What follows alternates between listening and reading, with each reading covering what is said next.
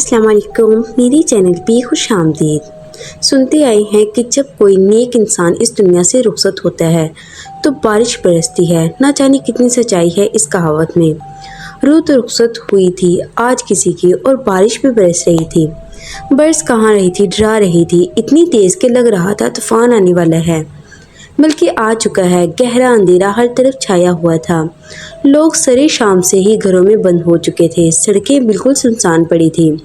बार बार कड़कती बिजली, चमकती अंधेरा चंद लम्हों को दूर होता तो रास्ता साफ नजर आने लगता था। बादल बुरी तरह गरज रहे थे, जैसे सख्त गुस्से में हों। और ये वक्त इस काम के लिए भला कोई मुनासिब था? इतनी रात के इस तूफानी बरसात में ना तो कोई आदमी नजर आ रहा था, ना आदमजाद। न जाने कितनी देर से ड्राइव करता फरहाद ने आखिरी गाड़ी कब्रिस्तान के आगे रोक दी। हालांकि रास्ता इतना लंबा तो नहीं था, मगर इसका जहन तो काम ही नहीं कर रहा था। किधर जाना है, किससे मिलना है, मगर वो और क्या करता। और अब वो क्या करेगा। थक कर इसने स्टीयरिंग के ऊपर सर टिका दिया। 3 महीनों से जिस घड़ी के तसव्वुर से इसका दिल लर्ज जाता था, वो आ गई थी और आकर गुजर गई थी। इस पर क़यामत गुजर गई थी और वो जिंदा था, मगर वो चली गई थी, मर गई थी। क्या क्या नहीं सोचा था इन दोनों ने। कैसे कैसे ख्वाब देखे थे, कहाँ घूमने जाएंगे, अपना घर कैसे सेट करेंगे। सारे ख्वाब कब पूरे होते हैं, लेकिन इतनी भयानक तबीर भी तो नहीं होती ना किसी के ख्वाबों की। शादी का जोड़ा, कमरे का फर्नीचर, हनीमून का टिकट, सब कुछ इन दोनों ने मिलकर पसंद करना था, मगर इसके नसीब में तो कुछ भी नहीं था, बेचारा। और आज वो अकेला निकला था कुछ पसंद करने। इसका आखिरी ठिकाना कितनी अजीब बात है ना। वो इतनी देर से गाड़ी कब्रिस्तान के दरवाजे के आगे रोक के दीवानगी में न जाने क्या क्या सोचे जा रहा था। क्या करूँगा अंदर जाकर, कैसे तय किए जाते हैं मामलात। कब्र बहुत अच्छी जगह हो, दरख्त के नीचे हो तो बहुत अच्छा है। और क्या, इसका दिल फटने वाला हो गया। सुबह से इसकी आंखों से एक आंसू भी ना टपका था। शदीद सदमे ने इसके दिमाग को माफ कर दिया था। कहते हैं मरने वालों के साथ मरा नहीं जाता, मगर अगर इसके बस में होता तो खुदा की कसम वो खुशी खुशी कफन पहनकर इसके साथ कब्र में लेट जाता। ऐसी ही थी इसकी मोहब्बत, शदीद, दिल काट कर रख देने वाली। अब कैसे जिएगा वो, और जी कर भी क्या करेगा। कब्रिस्तान का दरवाज़ा खुला हुआ था, अंदर खूब अंधेरा था। बारिश दीवानावार बरस रही थी। बिजली चमकने से अंदर का मंजर थोड़ी देर के लिए वाजिया हो जाता था। इतना दिल दहला देने का मंजर कि अगर कोई चंद लम्हों को गौर से देख ले तो लर्ज कर गुनाहों से तौबा कर ले, मगर कब करता है कोई सच्ची तौबा। कब्रिस्तान का मंजर क्या था। अब तो कब्रों में बैठकर शैतान के पुजारी मुकर्रर नकाबले यकीन गुनाह करते थे। वो भी एक कब्र में बैठा हुआ था, बेहद पुरानी टूटी कब्र में। आज बारिश की वजह से कब्रिस्तान में ना तो कोई चौकीदार था, ना गौर करनी। इसको ये मौका बड़े इंतजार के बाद नसीब हुआ था। आज बड़ा बेहतरीन दिन, बल्कि रात थी। कई महीनों की कष्ट उठाकर किए जाने वाले अमल के बाद आज मंजिल करीब आती नजर आ रही थी। वो कोई नया थोड़ी था, बरसों से शैतानी राह का मुसाफिर था। उसके इल्म ने उसे बता दिया था कि बाहर गाड़ी में बैठा शख्स की किस तकलीफ से गुजर रहा था। इतनी इज़्ज़त से कि वो अपने मन की मुराद पाने के लिए कोई भी कीमत दे सकता था, बड़ी से बड़ी कीमत। पूछा था चारा गरने के उम्र मर्ज क्या है। तीमारदार बोले कि बचपन से इश्क है। कसम से फरहाद को भी बचपन से इश्क था, शदीद इश्क। रुमैला इसकी फूफो की बेटी थी, अकलौती बेटी। रुमैला फूफो के जीने का बहुत वजह थी, जो कि आहिस्ता आहिस्ता फरहाद के जीने की वजह भी बन गई। रुमैला की ज़िंदगी की बहुत खुशनसीबी, सच्ची मोहब्बत थी। बेचारी फूफो न जाने किस स्याही से अपना नसीब रखवा कर लाई थी। शादी के चंद बरसों बाद ही बेवा होकर बाई के दर पर आ पड़ी थी, एक मासूम बच्ची के हमरा। फरहाद की अम्मी तो किसी से नहीं बनती थी, इसके अब्बू तक से नहीं, तो फुप्पो से कहाँ बनती। इनको फुप्पो का वजूद बिल्कुल बर्दाश्त नहीं था। हालांकि फुप्पो ने आहिस्ता आहिस्ता पूरे घर के कामकाज को बोझ उठा लिया था। फरहाद की वालहाना मोहब्बत अम्मी से पोशीदा न रह सकी, और जाहिर है इनकी तरफ से शदीद नापसंदीदगी का इजहार हुआ।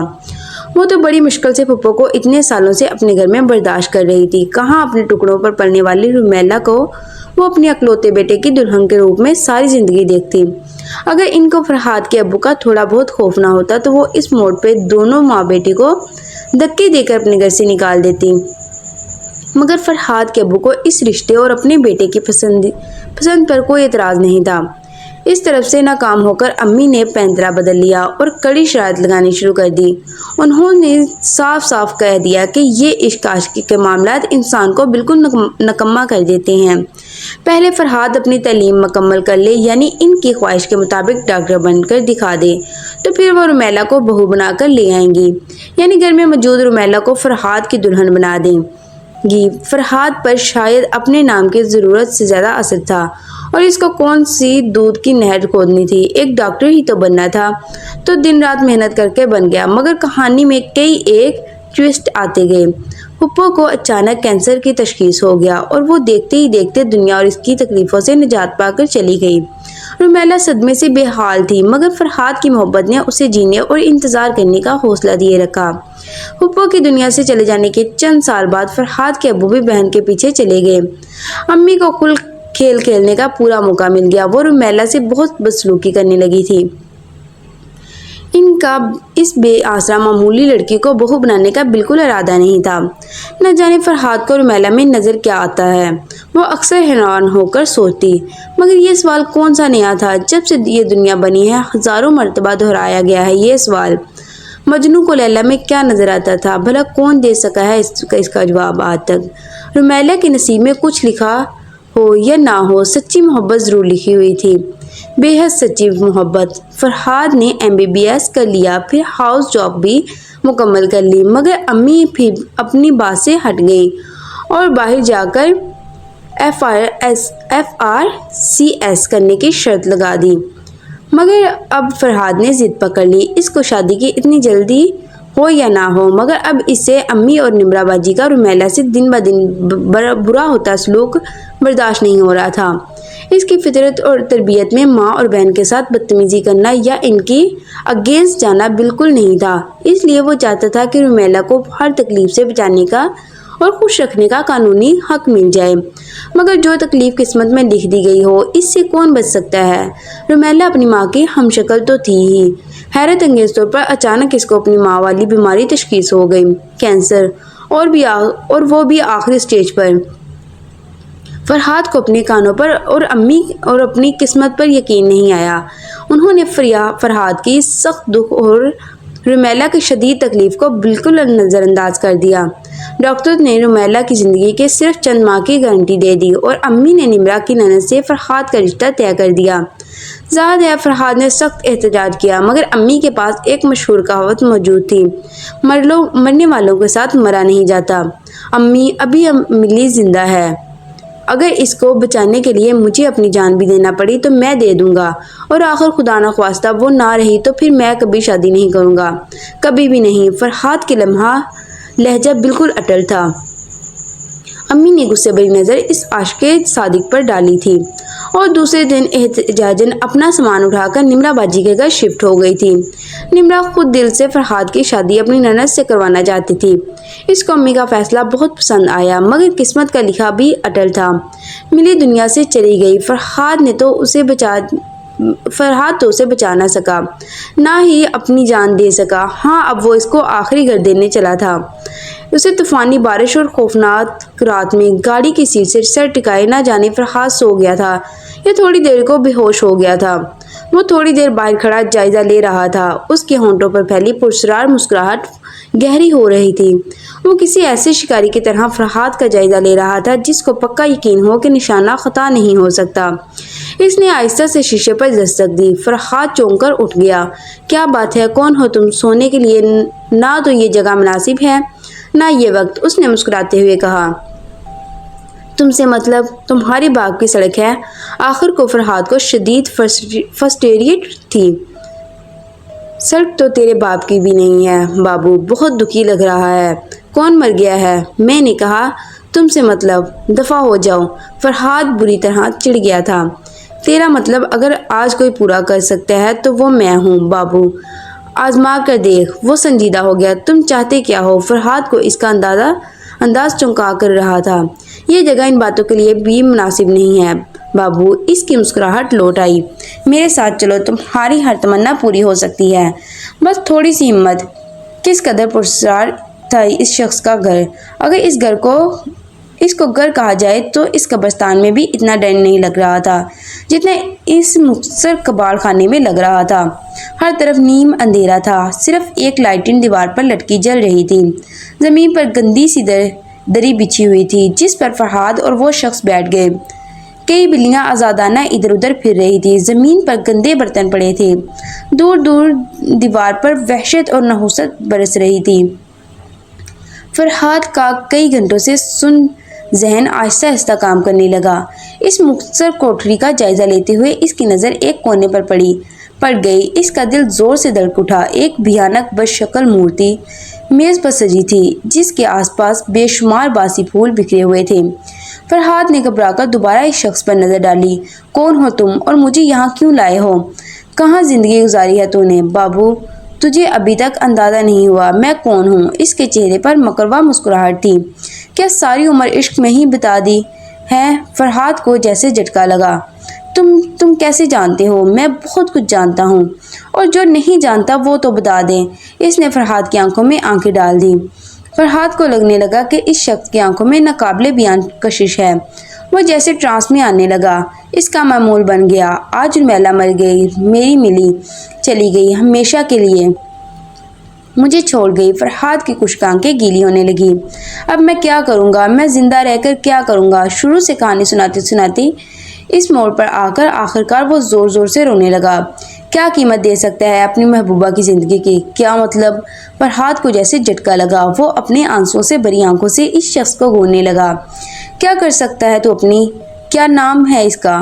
ہاں، ملی کو واپس لانے کے لیے۔ کیا پاگل ہو تم؟ ملی مر چکی ہے، گھنٹوں گزر چکے ہیں اس کو دنیا سے گئے ہوئے۔ فرحاد بری طرح جھنجھلا گیا۔ بابو تو پہلے بازی تو لگا، پتے بعد میں کھیلنا۔ وہ اپنی بات پر اڑا ہوا تھا۔ میری سمجھ میں نہیں، میں تمہاری بکواس نہیں آ رہی۔ بہرحال میں اپنی جان دے سکتا ہوں ملی کے لیے۔ فرحاد بحث سے تھک گیا ہوں۔ تیری ملی تجھے واپس مل سکتی ہے، وہ دوبارہ جی اٹھے گی، مگر تجھے جان دینی ہے۔ جان دینی نہیں ہے، جان لینی ہے۔ بول منظور۔ بادل بہت زور سے گرجے، بہت تیز دھماکہ ہوا تھا، شاید کہیں بجلی گری تھی۔ دیوار پر لگے وال کلاک نے 2 بجائے۔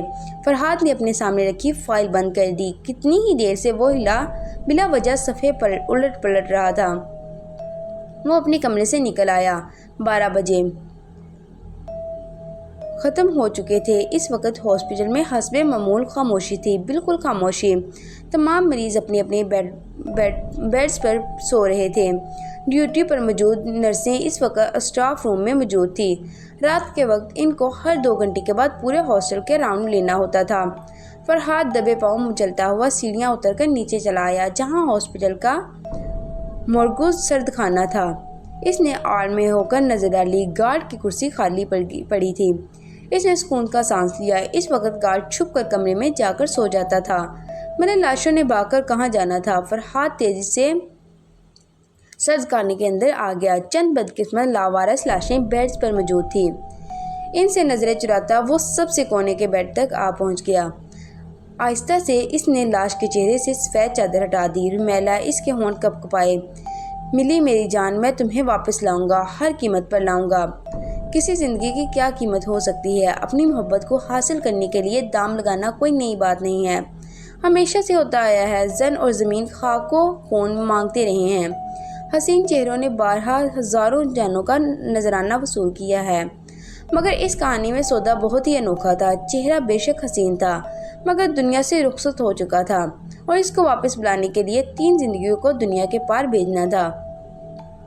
محبت مگر مردہ، اور واپسی کی قیمت 3 زندگیاں۔ فرحاد بستر پر لیٹا چھت کو گھور رہا تھا۔ اس کے کانوں میں ایک آواز گونج رہی تھی۔ اگر تجھے اپنی ملی واپس چاہیے، جیتی جاگتی، ہنستی مسکراتی، تو تجھے 3 انسانوں کو موت کے گھاٹ اتارنا پڑے گا۔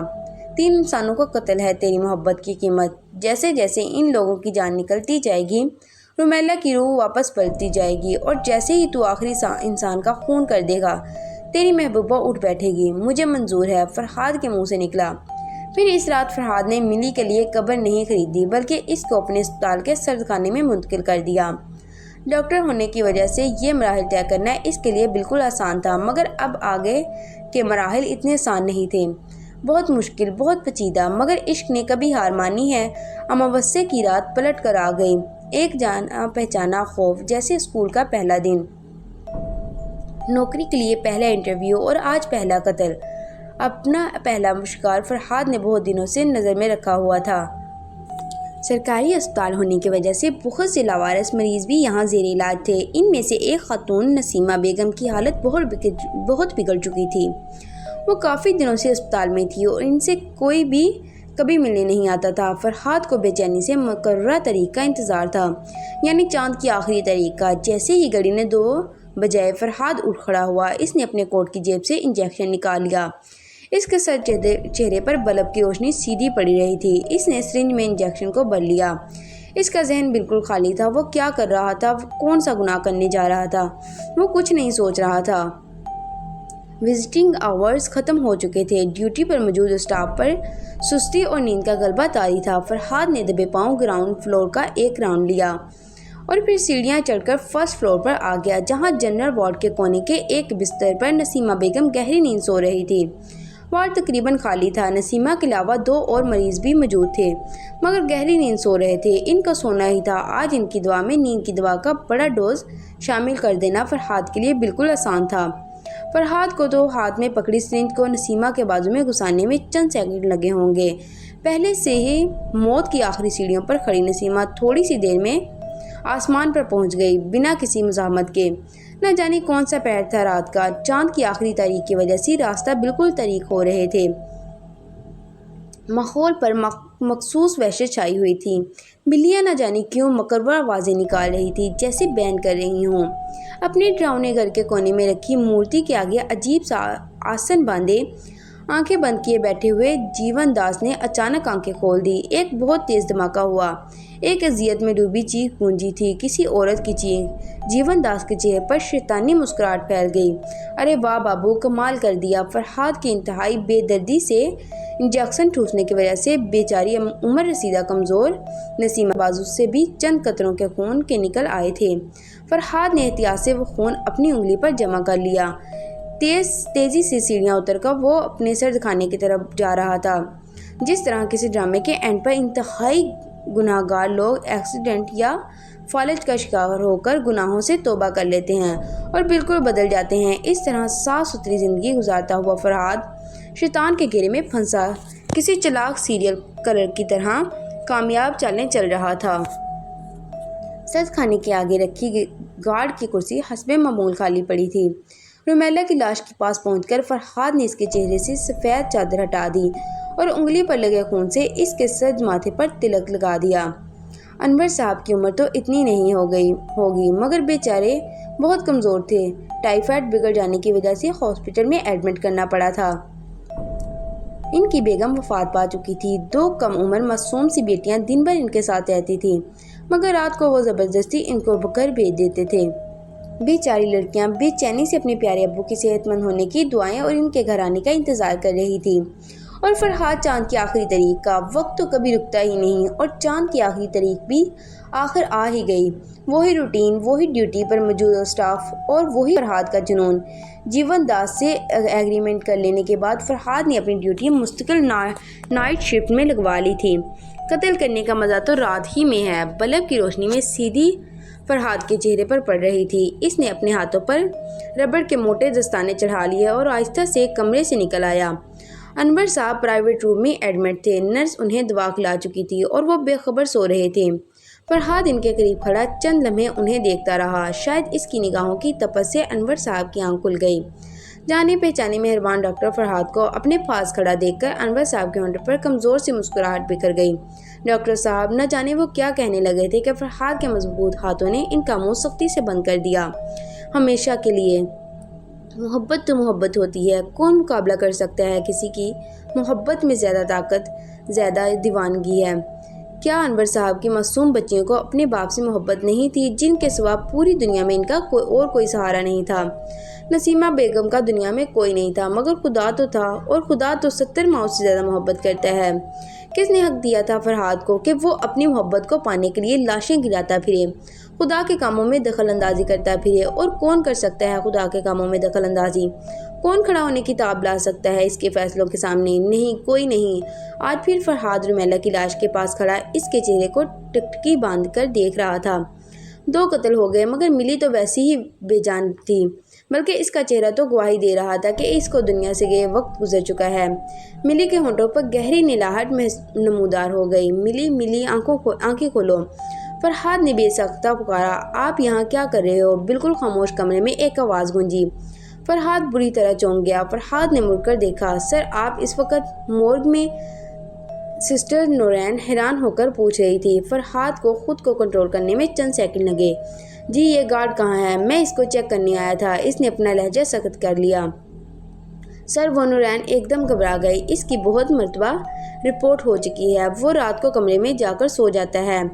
آپ کی ڈیوٹی اس وقت کہاں ہوتی ہے؟ فرحاد نے پوچھا۔ سر، میں راؤنڈ لے رہی تھی، مورگ کا دروازہ کھلا دیکھا تو یہاں آ گئی۔ فرحاد کو اپنی غلطی کا احساس ہوا۔ اس نے اندر آ کر دروازہ بند نہیں کیا۔ میں بھی دروازہ کھلا دیکھ کر اندر آ گیا تھا۔ خیر، ایوری تھنگ از اوکے۔ آپ جائیں، راؤنڈ لیں۔ پھر وہی پراسرار خوفناک کمرہ تھا۔ آج اس کی نحوست اور بدبو میں اور اضافہ لگ رہا تھا۔ جیون داس کی شکل بھی مزید مکربہ لگ رہی تھی۔ تم نے تو کہا تھا کہ جیسے جیسے میں لوگوں کو قتل کروں گا رومیلا میں جان آتی جائے گی، مگر اس میں تو کوئی فرق نہیں آیا رہا، بلکہ اس کی لاش خراب ہونے والی ہے۔ فرحاد اس کے گھور رہا تھا۔ جیون داس کو فرحاد کے غصے سے کوئی فرق نہیں پڑ رہا تھا۔ بالکل کہا تھا اور ایسا ہی ہوگا، مگر بابو، میں نے یہ تھوڑی کہا تھا کہ تو صرف پہلے سے قبر میں پیر لٹکائے ہوئے لوگوں کو قتل کر۔ بابو، اب آخری بینڈ جوان خون کی چڑھا، بالکل جوان خون کی۔ میں جوان انسان کہاں سے لے آؤں مار ڈالنے کے لیے؟ تم نے مجھے کوئی عادی قاتل سمجھ لیا ہے؟ فرحاد کا غصہ بڑھ رہا تھا۔ بابو، یہ تو تجھے سودا طے کرنے سے پہلے سوچنا چاہیے تھا۔ اس وقت تو پوری دنیا کو ہلانے کے لیے تیار تھا۔ کیا 2 مہینے میں محبت کا بھوت اتر گیا ہے؟ جیون داس خود بھی کسی بھوت سے کم نہیں لگ رہا تھا۔ بکواس مت کرو۔ تانا فرحاد کی برداشت سے بہت زیادہ تھا۔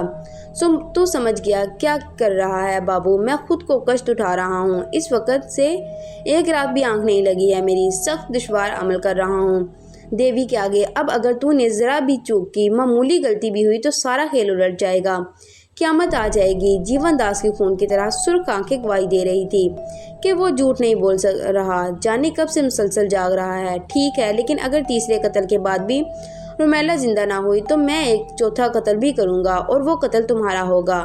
ہاں ہاں ہاں۔ جیون داس کا کہکا بالکل نیچرل تھا۔ جیون داس ابھی بھی ہنس رہا تھا، مگر وجہ کچھ اور تھی۔ بابو، رومیلا جاگے گی، ضرور جاگے گی۔ تو آخری قتل تو کر کسی جوان انسان کا۔ میری دیوی کو جوان خون کا بھینٹ چاہیے، گرم خون کی۔ ملی دوبارہ زندہ ضرور ہوگی، مگر وہ تیری نہیں ہوگی، وہ میری ہوگی، میرے لیے کام کرے گی، ہر وہ کام جس کا میں اسے حکم دوں گا۔ بابو، تو بس ایک مہرہ ہے۔ میں اس دنیا پر حکومت کروں گا۔ میں صرف نام کا جیون نہیں رہوں گا، میں سچ مچ مردوں کا جیون دیا کروں گا۔ اس مخصوص ٹوٹی ہوئی قبر میں بیٹھ کر جیون داس ایک گھناؤنا کالا عمل کر رہا تھا۔ اس عمل کو عین اس وقت مکمل ہونا تھا جس وقت فرحاد آخری قتل کر ڈالتا۔ جیون داس کی دیوی کو من مانگی بھیٹ مل جاتی، اور جیون داس کو بے حساب شیطانی طاقتیں حاصل ہو جاتی، اور وہ ہر شیطانی عمل پر قادر ہو جاتا۔ وہ قبر میں بیٹھا آنے والے حسین وقت کا تصور سے ہنسے جا رہا تھا، اور چشمے تصور سے ساری قبروں سے مردوں کو زندہ ہو کر نکلتے دیکھ رہا تھا۔ سسٹر نورین نے فرحاد کی تلاش کو فل اسٹاپ لگا دیا تھا۔ وہ کسی گاؤں سے آئی تھی اور اسپتال کے ہاسٹل میں رہتی تھی، اور بالکل نوجوان تھی۔ جیون داس کی ہدایت کے عین مطابق فرحاد نے اپنے گھر کا دروازہ کھولا۔ نورین جھجکتی ہوئی اندر آ گئی۔ سانولی سلونی کم عمر کی خوبصورتی لیے نورین اس وقت بڑی پیاری لگ رہی تھی۔ فرحاد نے سر سے پیر تک اس کا جائزہ لیا۔ نورین نے اس کا جائزہ کا کچھ اور مطلب سمجھ لیا اور شرما گئی۔ ویسے اگر سوچا جائے تو کچھ مسئلہ ہی نہ ہو، کبھی نہ ہو۔ رومیلا بھی ایک لڑکی تھی، اور نورین بھی۔ رومیلا کب کی مر چکی تھی، اور نورین سانس لیتی فرحاد کے سامنے تھی۔ کسی قتل کی ضرورت ہی نہیں تھی۔ نورین دل و جان سے فرحاد کی جیون ساتھی بن کر اس کے ساتھ بالکل 7 جنم بتانے کو تیار تھی۔ فرحاد کو اشارے کی ضرورت بھی نہ پڑتی، اور نورین اس خوبصورت ڈاکٹر کے تمام عمر سیوا کرتی رہتی۔ مگر ہر کوئی تو نہیں، اور صحیح کی کہاوت پر عمل تھوڑی کرتا ہے، کم از کم فرحاد تو ہرگز نہیں۔ نہ جانے کتنے خواب سجائے تھے نورین نے اپنی آنکھوں میں کل رات سے لے کر اس وقت تک، جب فرحاد نے اپنی پسندیدگی کا اظہار کرتے ہوئے اسے اپنے گھر آنے کی دعوت دی تھی تاکہ باقی معاملات طے کیے جا سکیں۔ آخر ایسی باتیں ہاسپٹل میں تھوڑی کی جا سکتی ہیں، اور ملاقات کو انتہائی خفیہ رکھنے کی تاکید کی تھی۔ کسی کو کانوں کا کان علم نہ ہوا 24 گھنٹوں میں کیا کیا نہیں سوچ لیا تھا بیچاری نے۔ منگنی کی انگوٹھی کا ڈیزائن، شادی کے جوڑے کا رنگ، اور شاید اپنے ہونے والے بچوں کے نام۔ اسے تو اپنی خوش قسمتی پر یقین ہی نہیں آ رہا تھا، مگر اس بڑی غلط فہمی سے بھی ایک بہت بڑا شاک اسے آج لگنا تھا۔ فرحاد اسے ڈرائنگ روم میں بٹھا کر چائے بنانے چلا گیا تھا۔ نورین نے تھوڑی دیر تو انتظار کیا، پھر کچھ رومانٹک ہو کر اس نے فرحاد کے ساتھ مل کر چائے بنانے کا ارادہ کر لیا۔ جس طرح ہینڈسم ڈریکولا خوبصورت مسکراہٹ کے ساتھ اچانک نوکیلے لمبے دانت نمودار ہو جاتے ہیں۔ سرنج میں انجیکشن بھرتا فرحاد اتنا ہی اجنبی اور ڈراؤنا لگ رہا تھا۔ زہر کا انجیکشن پہچاننے میں نورین کو بالکل دیر نہیں لگی۔ آخر کو نرس تھی۔ نسیمہ اور انور جیسے ادھیڑ عمر کمزور سوئے ہوئے لوگوں کو مارنا بالکل مختلف اور آسان تھا، مگر نورین نے اسے ٹھیک ٹھاک تھوک ٹائم دیا۔ کتنی ہی دیر وہ دونوں آگے پیچھے بھاگتے ہوئے چوہے بلی کا کھیل کھیلتے رہے۔ آخر نورین بیچاری ٹھوکر کھا کر گر پڑی۔ فرحاد بری طرح سے ہانپ رہا تھا۔ کانپتے ہوئے ہاتھوں سے وہ انجیکشن لگانے کی کوشش کر رہا تھا اور نورین اپنی زندگی بچانے کی نورین بری طرح مزاحمت کر رہی تھی، مگر فرحاد نے آخرکار انجیکشن نورین کے بازو میں گھسا دیا۔ مگر فرحاد بیچارہ کوئی قتل ایکسپرٹ تو تھوڑی نہ تھا، وہ بری طرح گھبرایا ہوا تھا اور قدرت کو کچھ اور ہی منظور تھا۔ آج پھر طوفانی بارش برس رہی تھی۔ فرحاد نے نورین کو بڑی مشکل سے گھسیٹ کر گاڑی میں ڈالا اور ڈرائیونگ سیٹ پر آ کر بیٹھ گیا۔ مسلسل ٹینشن سے فرحاد کی حالت تباہ ہو رہی تھی۔ اس کے صاف جواب دے چکے تھے، قدرت کے نظام کے خلاف جانا آسان بات نہیں ہوتی ہے۔ راستے میں پہلے سے سوچے ہوئے ایک ویران جگہ پر پڑے کچرے کے ڈھیر پر اس نے نورین کو دھکیل دیا اور دوبارہ گاڑی میں آ کر بیٹھ گیا۔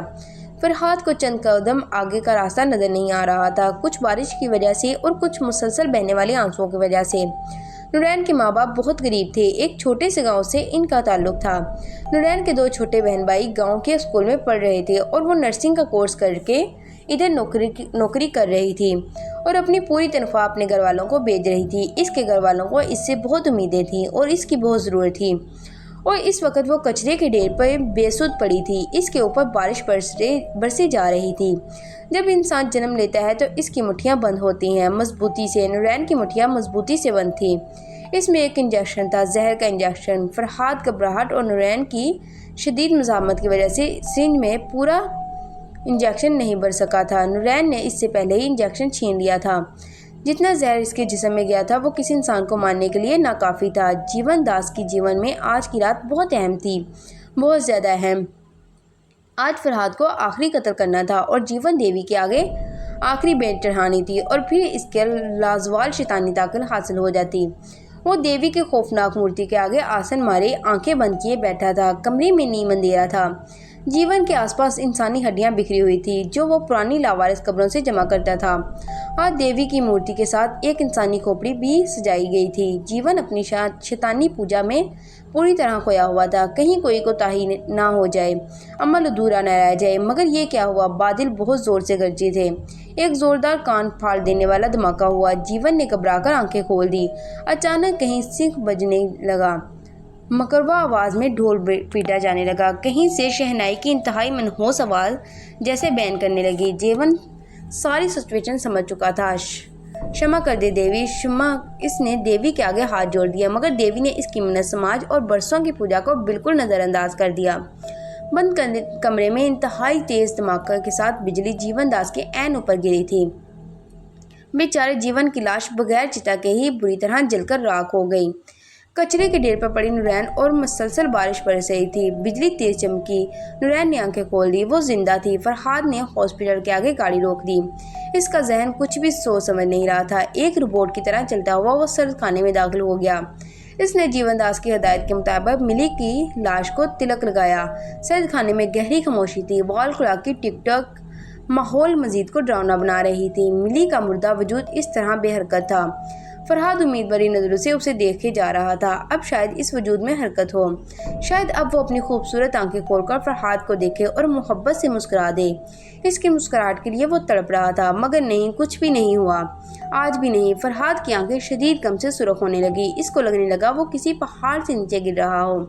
مگر آہستہ آہستہ تو کیا، ملی اب بھی نہیں جاگے گی، تیسرے قتل کے بعد بھی نہیں۔ ایک خیال سے اس کا دل درد سے پھٹنے لگا، تو کیا مجھے دوسری مرتبہ اس اذیت سے گزرنا پڑے گا؟ میں نے تو پھر امید باندھ لی تھی کہ رومیلا زندہ ہو جائے گی، کیا مجھے دوسری بار اس کے مرنے کی تکلیف کو سہنا پڑے گا؟ نہیں۔ اس کے قدموں سے جیسے جان نکل گئی، وہ گھٹنوں کے بل رومیلا کے بیڈ کے پاس بیٹھ گیا۔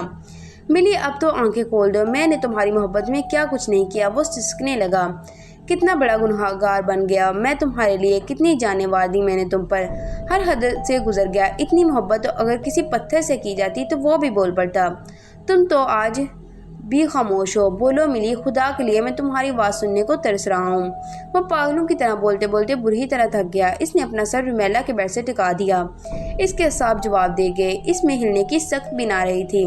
باہر بارش دیوانوار برس رہی تھی کہ اچانک ایک دھماکہ ہوا، کمرے کی ہر چیز ہلنے لگی جیسے زلزلہ آ گیا ہو۔ فرحاد کا دل اتنی تیزی سے دھڑکا جیسے پھٹ جائے گا۔ رومیلا کے اوپر سے سفید چادر ہٹ گئی اور وہ کسی مشین کی طرح اٹھ کر بیٹھ گئی۔ ملی وہی تھی، شاید وہی تھی، کسی روبوٹ کی طرح اکڑ کر بیٹھی فرحاد کو اپنی سرد آنکھوں سے گھور رہی تھی۔ کئی مہینوں سے اس لمحے کو شدید انتظار میں مبتلا فرحاد کی آنسوؤں سے بری آنکھوں حیرت سے پھیل گئی۔ یہ کیسا وصل تھا، لا حاصل نامراد۔ کافی دیر تک فرحاد کی آنکھوں سے اپنی صفاق اجنبی آنکھیں ڈالے رکھنے کے بعد اس نے روبوٹ کی طرح اپنا سیدھا ہاتھ اٹھانا شروع کر دیا۔ فرحاد کسی ٹرانس میں آتے ہوئے انسان کی طرح اس کے سامنے بالکل بے بس بیٹھا تھا۔ ملی نے اس کی گردن پکڑ لی، اس کی گرفت بے حد سخت تھی، بالکل غیر انسانی۔ صرف چند منٹوں میں فرحاد کی جان نکل گئی اور ملی نے ایک جھٹکے سے اسے نیچے پھینک دیا۔ فرحاد کی محروم بے جان آنکھیں ابھی بھی کھلی تھی۔ کہتے ہیں ادھورا علم نقصان دہ ہوتا ہے اور ادھورا عمل، اور وہ بھی شیطانی عمل، خدا کے کاموں کو اپنے ہاتھوں میں لینا، اس کے فیصلوں کے آگے ڈٹ کر کھڑے ہو جانا شیطان کا کام رہا ہے ہمیشہ سے۔ پیدا کرنے والے اور موت دینے والی ذات صرف خدا تعالیٰ کی ہے۔ انسان کی کیا اوقات ہے کہ وہ دوبارہ زندہ کرنے کا دعویٰ کرتا پھرے، اور اگر کوئی ایسا کرنے کا دعویٰ کرتا ہے تو وہ یقیناً شیطان کا پجاری ہوتا ہے۔ وہ اپنے کالے علم سے کسی مردے کے جسم میں کسی بھٹکتی روح کو تو ڈال سکتا ہے، دوبارہ زندہ ہرگز نہیں کر سکتا۔ فرحاد کو یہ بات سمجھ ہی نہیں آئی تھی، مر کر کوئی کبھی دوبارہ زندہ نہیں ہو سکتا۔ رات بہت تاریکی تھی، بارش بری طرح برس رہی تھی، راستہ بالکل سنسان تھا۔ ان سنسان راستوں پر کوئی چلتا چلا جا رہا تھا، ایک وجود، سفید کفن میں لپٹا ہوا وجود، اس کا صرف چہرہ کھلا تھا۔ کبھی ہوگا یہ چہرہ خوبصورت، حسین، لوگوں کو نظر ہٹانا مشکل ہو جاتا ہوگا، مگر اب تو وہ صرف خوف میں مبتلا کر سکتا تھا، جان لیوا خوف میں۔ اس چہرے پر بے حد صفاقی تھی، ایک پتھریلا عزم، جیسے دنیا کو مزہ چکھانے کا پکا ارادہ کیا ہوا ہو۔ فرحاد کے عشق نے دو معصوم لوگوں کی جان لے لی۔ جیون داس کے جنون نے خود جیون داس کا ہی کام تمام کر دیا۔ اب ملی کی بدرو کو کتنے سروں کی قربانی سے چین آ پائے گا، یہ کوئی نہیں جانتا تھا۔